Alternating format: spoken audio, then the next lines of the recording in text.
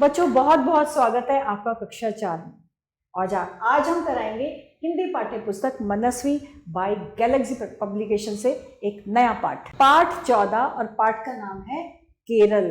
बच्चों, भारत के दक्षिण में एक प्रदेश है केरल, उसके बारे में आज हम थोड़ी सी संक्षिप्त जानकारी प्राप्त करेंगे। किसके? इस पाठ के द्वारा। प्रस्तुत पाठ में केरल राज्य के रहन सहन, त्योहार आदि का बड़ा ही मनमोहक ढंग से वर्णन किया गया है। भारत एक विशाल देश है। यहाँ कहीं पहाड़ है तो कहीं मैदान, कहीं पवन है तो कहीं मरुस्थल भी है। यहाँ के सभी प्रदेशों का अपना सौंदर्य है। भारत के दक्षिणी भाग में स्थित एक राज्य है केरल। यदि इसे क्षेत्रफल की दृष्टि से देखा जाए तो ये बहुत अधिक बड़ा नहीं है, लेकिन प्राकृतिक सौंदर्य की दृष्टि से यह भरा पूरा है। बहुत से लोग तो इसे ईश्वर का प्रदेश भी कहते हैं। हरे भरे वृक्षों और पौधों से आच्छादित मतलब भरा हुआ इस प्रदेश को हरित प्रदेश कहना भी अनुचित नहीं होगा, गलत नहीं होगा। समुद्र तट पर स्थित तिरुवनंतपुरम केरल की राजधानी है। केरल में हरे भरे जंगल भी बहुतायत हैं। सड़कों के दोनों ओर चाय, रबड़, इलायची और काली मिर्च के बागान देखते ही बनते हैं। यहाँ स्थित लहलहाते खेत और नारियल के वृक्ष बड़े सुंदर लगते हैं। नारियल यहाँ की प्रमुख पैदावार है। केरल एक समुद्र तटीय क्षेत्र है, इसलिए यहाँ खूब वर्षा होती है। यहाँ आर्द्र जलवायु होने के कारण गर्मी भी खूब पड़ती है और वातावरण में नमी बनी रहती है। केरल के किसी गांव में प्रकृति प्रेमी का केरल के किसी भी प्रकृति प्रेमी का मन मोह लेते हैं। यहाँ के गांवों के घर मिट्टी, नारियल की टहनियों और पत्तियों के बने होते हैं। बच्चों, यहाँ के जो घर होते हैं ना, वो मिट्टी के, नारियल की टहनियों के और पत्तियों के बने हुए होते हैं। केरल वासियों को साफ सुथरे घरों में रहना पसंद है। वे घर के आंगन को फूलों की रंगोली से सजाते हैं और गांव के अधिकतर लोग धान की खेती करते हैं। वे नारियल के रेशे से रस्सी, चटाई, पायदान और दरियां बनाते हैं। ग्रामवासी नारियल की टोकरियां तथा अन्य सजावटी वस्तुएं भी बनाते हैं। वे इन वस्तुओं को शहरों में ले जाकर बेचते हैं। केरल में हाथी बहुतायत में पाए जाते हैं। वनों में स्वतंत्र विचरण करते हाथी सैलानियों का मन मोह लेते हैं। केरल वासी हाथियों को पालते हैं और इनसे लकड़ी के भारी गट्ठरों एवं अन्य भारी सामान को उठाने का काम लेते हैं।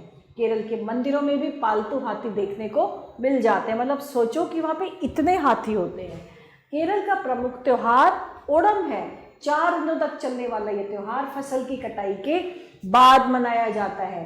केरल वासियों का विश्वास है कि इस दिन पौराणिक राजा महाबली अपने राज्य भ्रमण के लिए आते हैं। इस त्योहार द्वारा केरल वासी अपने राजा का स्वागत सत्कार करते हैं। इस दिन लोग अपने घरों के सामने क्या रंगोली सजाते हैं। घरों को फूलों से सजाया जाता है। सब लोग नए कपड़े पहनते हैं, घाघरा चोली पहने और बालों में वेड़ी लगाए महिलाओं की शोभा देखते ही बनती है।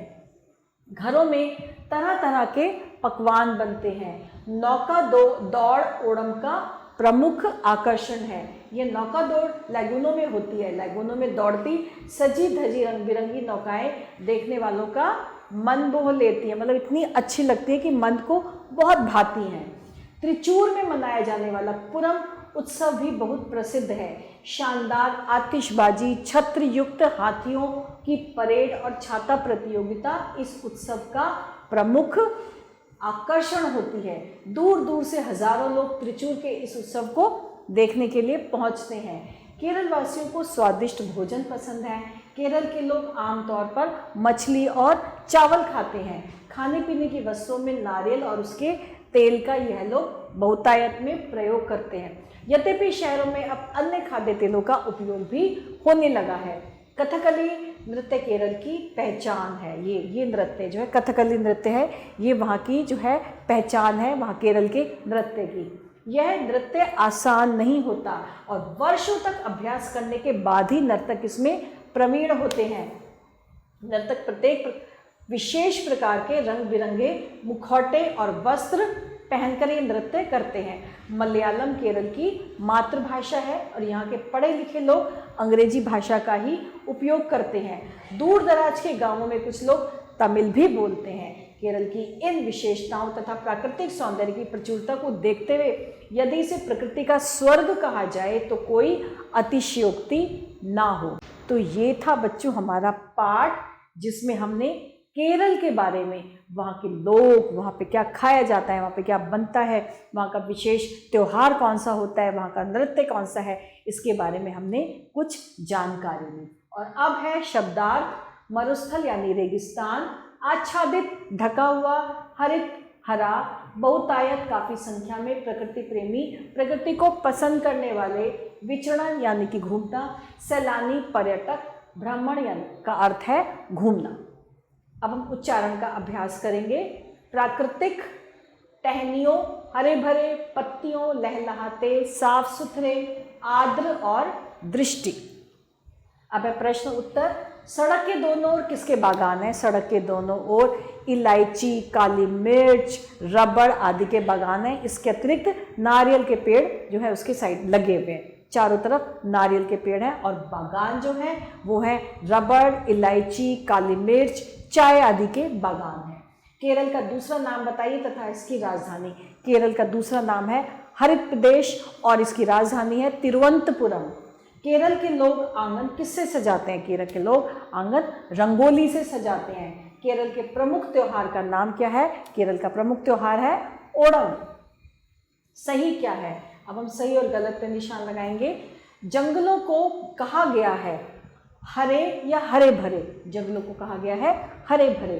केरल का प्राकृतिक सौंदर्य है हल्का फुल्का या भरा पूरा? भरा पूरा। केरल का प्रमुख आकर्षण है लंबी दौड़ या नौका दौड़? प्रमुख आकर्षण है नौका दौड़। अब है बुद्धिपरक। सही विकल्प पर हमें सही का निशान लगाना है। भारत एक देश है। भारत एक देश है, विशाल, लघु या सुंदर? भारत एक विशाल देश है। भारत के दक्षिणी भाग में स्थित है उत्तराखंड, केरल या दिल्ली? भारत के दक्षिणी भाग में केरल स्थित है। केरल में बहुतायत मात्रा में पाए जाते हैं शेर, भालू या हाथी? बहुतायत मात्रा में हाथी पाए जाते हैं। कौन सा नृत्य केरल की पहचान है? भांगड़ा, कथकली या भरतनाट्यम? कथकली केरल का जो है वो नृत्य है, उसकी पहचान है। अब हमें सही वाक्यों के सामने सही और गलत के सामने गलत का निशान लगाना है। सबसे पहले है केरल भारत के दक्षिणी भाग में स्थित है। बिल्कुल सही। केरल में हरियाली नहीं है, वो तो हरियाली से भरा हुआ है, इसलिए बिल्कुल गलत। यहाँ के गांवों में घर मिट्टी पत्तियों आदि के बने होते हैं। जी हाँ। केरल वासी हाथियों को पालते हैं। जी हाँ, पाठ के माध्यम से हमें पता चला। झूमर नृत्य केरल की पहचान है? जी नहीं, झूमर गलत है। केरल नृत्य की पहचान है कथकली। और अब है खाली स्थान भरिए कि बहुत से लोग केरल को भी कहते हैं, क्या कहते हैं? ईश्वर का प्रदेश। ईश्वर का प्रदेश भी कहते हैं। केरल एक क्षेत्र है। कैसा क्षेत्र है बच्चों? क्योंकि वो समुद्र के किनारे है तो समुद्र तटीय।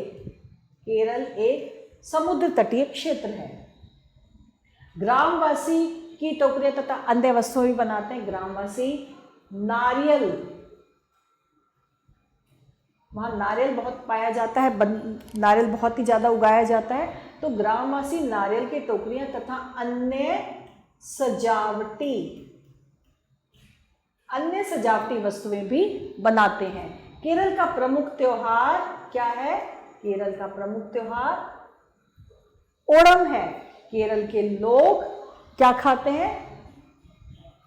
चावल तथा मछली। केरल के लोग चावल तथा मछली खाते हैं। ये थे हमारे खालिस्तान। और अब है प्रश्न, केरल की आर्द्र जलवायु का क्या प्रभाव पड़ता है? आर्द्र जलवायु की वजह से केरल में वर्षा बहुत होती है और इस वजह से गर्मी भी खूब पड़ती है और हमेशा वहाँ पे एक नमी का माहौल रहता है, नमी का वातावरण रहता है। वहाँ की जो जलवायु है वो नम रहती है क्योंकि यहाँ पे गर्मी बहुत पड़ती है और वर्षा की वजह से। केरल कैसा प्रदेश है तथा यहाँ की प्रमुख पैदावार क्या है? केरल एक हरित देश है जहाँ पे हरियाली ही हरियाली है। यहाँ की जो प्रमुख पैदावार है वो है नारियल। यहाँ के लोग कौन सा त्यौहार मनाते हैं तथा कैसे? यहाँ के लोग ओणम मनाते हैं। यहाँ का जो मुख्य त्यौहार है वो ओणम है। ओणम मनाते हैं और ओणम के दिन ये लोग बाहर रंगोली सजाते हैं, अपने घर को खूब सजाते हैं। महिलाएं घाघरा चोली पहनती हैं, वेणी लगाती हैं और कहते हैं कि पौराणिक राजा बाहुबली अपने प्रजा को देखने के लिए भ्रमण करता है, तो घरों को खूब अच्छा सजाते हैं, पकवान बनाते हैं और खूब खुश होते हैं। त्रिचूर उत्सव पर संक्षिप्त टिप्पणी लिखिए। त्रिचूर उत्सव में क्या होता है? यहाँ पे बहुत आतिशबाजी होती है, छाता प्रतियोगिता होती है, इसके अतिरिक्त छत्र युक्त हाथियों की प्रतियोगिता होती है। तो इस तरह से वहाँ पे यह त्योहार मनाया जाता है। केरल के नृत्य और इसकी विशेषताओं के विषय में संक्षिप्त वर्णन कीजिए। केरल का मुख्य नृत्य है कथकली। कथकली में जो नर्तक है वो एक विशेष प्रकार का मुखौटा पहनते हैं और इसके लिए जो पोशाक होती है वो भी रंग बिरंगी पोशाक होती है और ये नृत्य बहुत ही कठिन होता है और काफ़ी इसके अभ्यास के बाद ही नर्तक जो होता है वो इसमें प्रवीण हो जाता है। और इसके साथ ही हमारा ये आज केरल वाला पार्ट जो है, केरल का पार्ट समाप्त होता है और मैं आशा करती हूँ कि इस पाठ के माध्यम से आपको केरल के बारे में भी बहुत सारी नई नई जानकारी मिली हो। और इसके साथ हमारे आज का पाठ समाप्त होता है। आभार।